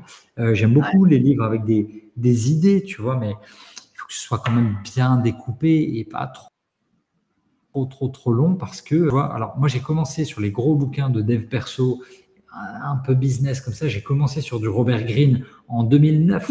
En fait, j'ai lu même mes premiers trucs, c'était des trucs sur la séduction, des livres sur la séduction, donc en 2000-2001. Premier bouquin de dev perso, ça devait être un livre sur le let go, tu vois, en 2006, genre tu peux pas tout contrôler, laisse tomber, allez, let go. 2006. Et Robert Greene en 2009, ça a été une claque pour moi. Aujourd'hui, les bouquins de Robert Greene, c'est des gros pavés, tu vois. Limite, ils me font peur par rapport à ma capacité de concentration actuelle. Un chapitre dans les mots magiques, c'est 5 à 7 minutes maximum. Un chapitre de Robert Greene, c'est 20 minutes.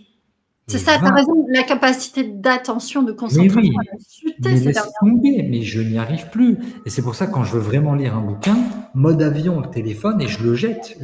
Ouais, c'est ça. Je le jette sur mon lit pour pas y toucher, mais c'est dur, tu vois. Donc, faites attention. Moi, j'ai une règle, mon téléphone ne rentre pas dans ma chambre. Du coup, c'est pas mon réveil. J'ai un réveil, un vieux réveil. Ah, mais tu as tellement raison, évidemment. Évidemment. Sinon, c'est mort, tu es trop tenté. Est-ce que vous avez une question à ce super live? Est-ce que vous avez une question sur votre copywriting, votre entreprise, votre... je ne vais pas dire vos noms, parce que nos noms, on ne peut rien changer. Ça, c'est... J'espère que vous avez acheté le livre de Selim. Ok. Je vais surveiller. C'est gentil. Merci, Nathalie. L'acheter, en fait. J'ai mis mon lien affilié quand même. Okay. Mais tu as bien raison, franchement. Si on peut se faire 1 euro par-ci, par-là, c'est ça qui est quelque part dramatique, tu vois, dans un livre. Pour ceux qui aimeraient écrire un livre, prenez en compte le fait que si vous allez chez un éditeur, 6 et 8%, allez, maximum 10, maximum 12% de droits d'auteur. Ça veut dire que sur un livre, là, 22 euros, là, je crois que je dois toucher 1,76 €. OK ? C'est pas grâce à ça qu'on devient millionnaire. Donc, on en parlait avec Caroline Mignot en commentaire d'une vidéo il y a quelques jours. En France, on croit encore que le livre est un business model. Non, le livre n'est pas un business model pour l'auteur, à de très, très, très, très rares. Non, le livre est un moyen d'attirer des clients, ou en fait d'attirer l'attention, qu'on veuille vendre ou se faire connaître, mais en soi, c'est très compliqué de vivre de ses écrits, à moins de faire partie des quelques grands noms qui... Tu as compris, voilà.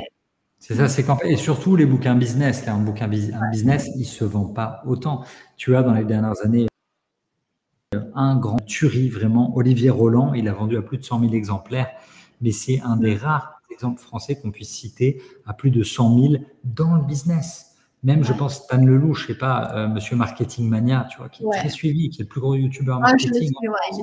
Il doit être, allez, j'estime peut-être qu'il a 30, 40, peut-être 50 000 ventes maximum. Je n'ai pas les chiffres, hein, mais à la louche. Il a beau vivre en Thaïlande, à mon avis, c'est pas ce qu'il fait manger. Non, mais évidemment. Plus d'informations. Alors, on a une question de Michael qui dit « Pour quelles activités la partie storytelling est-elle indispensable? Storytelling, c'est vrai qu'on n'en a pas parlé. Tout le temps, Michael, tout le temps. Michael, c'est un de mes chers étudiants et storytelling, tu en as besoin tout le temps, que tu lances un produit, que tu relances une nouvelle offre, que tu sois là pour réasseoir ton positionnement, pour réaffirmer tes valeurs, pour illustrer, tu vois, avec un témoignage. L'histoire, elle est partout.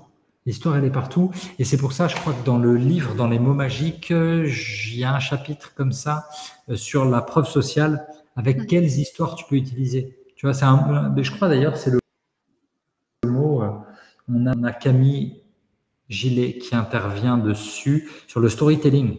Hyper important. Est-ce que tu racontes ton histoire à toi, à savoir j'étais nul, j'étais maigre, j'étais petit, j'étais boutonneux, j'étais pas séduisant. Regardez, maintenant je suis un pur beau gosse, ok.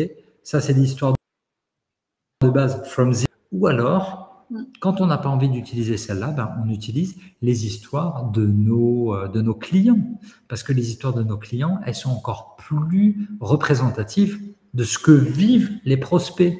Donc le storytelling tout le temps, partout, bien sûr. En essayant de se décentrer, du coup, de son propre vécu. Bien sûr. Ouais, au fil du temps, oui. Tu peux lancer une marque. On en parlait là avec un expert en branding, où il expliquait les différences entre personal branding et corporate branding. Il y en a un qui peut aller vers l'autre sens. Tu peux commencer en perso et aller vers la boîte. Au bout d'un moment, Apple, il communique plus sur Steve Jobs. Au bout d'un moment, Respire de Justine Hutto, le but c'est qu'il communique de moins en moins sur Justine Hutto. En revanche, tu vas pas avoir un produit qui va communiquer de plus en plus sur son fondateur. Ça marche. Ouais, quand même, Steve Jobs. Mais c'est rigolo. C'était clin d'œil à Caroline Mignot. Je crois que c'est son livre qui s'appelle From Zero to Hero. Ah non, c'est parce que c'est une expression. Tu sais, dans le storytelling, c'est vraiment une expression. Tu as plusieurs courbes de scénarios, en fait, pour raconter une histoire. Cette forme-là de courbe, elle existe. Tu pars de nulle part et tu arrives tout en haut. Et puis après, tu as l'autre où tu es tout en haut et tu te vautres. Et puis, il y a celle qui fait les vagues. Il y en a plein de trucs qu'on peut utiliser.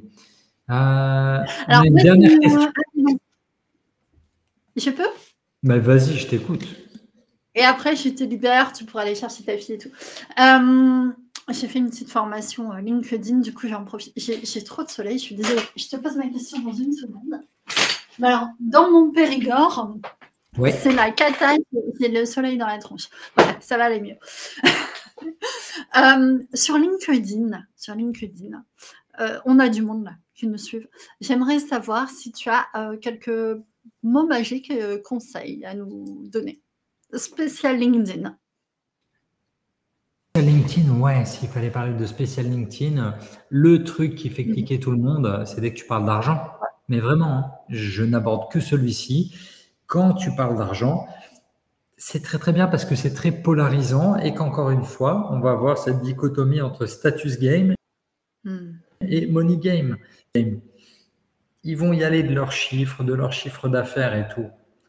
Les autres, comme moi, qui sont plus status game, oh, c'est vulgaire de parler d'argent. Et si on est sur LinkedIn, c'est qu'on est tous là pour parler, enfin, on est tous là pour faire de l'argent. C'est un réseau professionnel, soyons cohérents, bon sang, bonsoir. C'est ça, voilà, pour faire de l'argent. Simplement, éducation française judéo-chrétienne, parler d'argent, ça ne se fait pas, c'est vulgaire, ok? Et pour une grande partie de notre population française, on ne fait pas ça. Les gens ont une relation à l'argent en France qui a trop d'argent. Avant, je pense que pendant la Révolution française, tu risquais de te faire un peu couper la tête, tu vois.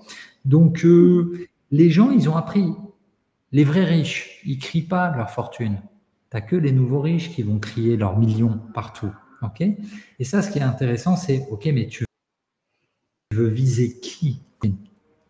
Moi, j'en parle pas parce que je veux travailler avec des grands groupes, je veux travailler avec des directeurs marketing qui ont cette retenue. Je veux pas bosser avec des gamins morts de faim de 20 ou 25 ans qui veulent faire du dropshipping ou de je sais pas quoi et qui veulent s'en sortir à tout prix et qui sont prêts à tout. Moi, je vends pas ça. Et vu que je ne vends pas ça, mon positionnement, il doit être aligné avec ça. Il doit être aligné avec qui je suis. Et pardon les gars, mais dans mon status game, il n'y a pas, je vais pas vous dire tous les ans, hey, retour d'expérience sur comment j'ai encore fait mes 6 chiffres. On s'en fout. OK? Non, justement, on s'en fout pas. Il y a des gens qui seraient heureux de lire ça, de lire un vrai retour d'expérience. Ouais, mais en fait, je partage pas ça. Ça, c'est je vais pas dire c'est mon jardin secret, mais j'en parle avec mes clients, mais je vais le dire publiquement. C'est vraiment, mais parler d'argent. Vous allez avoir des réactions de ceux qui vont dire ouais, tu sais faire que ça, tu parles d'argent, vas-y, t'as pas honte, tu gagnes trop, vas-y, tu gagnes pas assez. Tu auras ça dans les réactions négatives et tu auras les positifs. Ouais, c'est trop bien, ça nous motive, machin. Dans tous les cas, il y aura tous les cas, il y en aura. Donc pour LinkedIn, vu qu'on veut des réactions, vu qu'on veut une discussion, let's go. C'est très très bien. Et je le fais jamais, je le fais pas assez. Si un jour je veux doubler, tripler, faire un x10 sur mes réactions, mon engagement, évidemment, je parlerai d'argent. J'avais fait un sondage pour demander à mon audience de quoi elle voulait que je parle le plus. Bon, je n'ai pas forcément très bien respecté ça, mais il y avait relation à l'argent et c'était ce qui était sorti en premier, en effet. Oui, bien sûr. Et bien sûr. Alors, bonjour, on est la France, on n'est pas les States. Donc, aux États-Unis, tu peux en parler de manière beaucoup plus décomplexée. Nous, en France, ça réveille les passions en France. Hein. C'est du délire, hein, vraiment. Et évidemment. Là, tu sais, à chaque fois. Alors qu'on a un niveau de compétence économique qui est quand même très bas. Quoi. Oui, bien sûr. Mais justement, tu vois, là, le truc, tous les journaux ont titré et titrent chaque année, parce que c'est un très, très bon marronnier, chaque fois qu'on a la nouvelle étude de l'INSEE qui nous dit êtes-vous riche ou pauvre, l'Observatoire des inégalités qui te donne la courbe, tu rentres ton revenu et tu vois où tu te situes par rapport aux 50%. Est-ce que tu es riche ou est-ce que tu es pauvre? Donc forcément, les gens, ils ont quelque chose à dire. Comparaison n'est pas raison, mais quand même, ça fait cliquer. C'est ça, c'est ça. Ouais. Tu m'as fait penser à ce livre The Millionaire Next Door. Je l'ai fait sans l'accent. No, it was fine. It was okay. It was fine with my French accent. Ok, parfait. Est-ce que tu veux un petit mot de la fin? Est-ce que tu reviendras parmi nous? Et les gens, est-ce que vous voulez d'autres lives? Est-ce que vous voulez voir encore Céline? Céline fait la tournée des popotes avec la sortie de son livre. Mais oui, tu vois, mais oui. C'est ça, en fait, c'est ça qui est très très dur. C'est que quand tu as un livre, ça c'est un conseil que Olivier Roland m'avait donné, vraiment. Et dans toutes les biographies de Will Smith, tous ils te disent en fait, quand tu veux faire un best-seller, vas-y, il faut aller le défendre. Mais c'est un vrai job. Ouais. Et c'est pas, je vais aller faire un podcast par semaine. Non, vas-y, t'en enregistres 4 par semaine. Il faut vraiment. Et c'est épuisant parce que pendant ce temps-là, mon activité, elle en pâtit. Mon chiffre d'affaires, là, donc je produis moins. Donc c'est le jeu. C'est le jeu. Il faut savoir ce qu'on vise. Est-ce qu'on vise l'argent? Est-ce qu'on vise la reconnaissance? Toujours ça. Et oui, et ça me fait penser à une actu que j'ai bientôt, le grand sommet de la motivation à Paris. Il y aura notamment Alice Catolino qui sera là pour parler de son nouveau livre, Solide. Céline, oui, bien sûr. Solide. Tu vois, la fatigue arrive parce que je commence à mélanger les mots et tout. T'as pas un mot magique pour... Un magique, le pardon. Voilà, on terminera là-dessus. Sur le je te pardonne, ce n'est pas grave. Tu vois, 1h30 quand même, c'est long, c'est très très bien. 1h30 de concentration. C'est ça, il faut accepter notre imperfection, même si j'aime pas ça. Tu vois, même si j'aime pas ça, c'est important d'être prêt, important d'être préparé, de te dire, ok, j'ai donné le meilleur de moi-même. À la fin, tu bégayes une fois sur 1h30, ça va aller. Tu vois, je pense qu'on a le droit de s'accorder ça. Merci. Je suis en train de me dire qu'il y a... Alors, j'ai peur de... Bon, il n'y a pas que Alice Catolino qui vient présenter son nouveau livre. Il y a une autre personne dont j'ai oublié le nom parce que je suis fatiguée. Toutes mes excuses. Nathalie, merci Euh, beaucoup pour l'invitation. C'était vraiment très, très cool. merci à à tous toi, pour vos questions. Céline. On attend vos réactions sous le live. J'espère que vous avez acheté le livre de Céline. 22 €, c'est pas le bout du monde. Je sais qu'on est en crise, mais quand même. Et puis, à la prochaine, à très bientôt. Merci Céline, merci infiniment. Un grand merci. Bonne soirée. Ciao, ciao. Bonne soirée, je te libère. Tu peux aller chercher ta fille. Je file. Salut. Bye bye, à la prochaine. Bye bye tout le monde. Hop.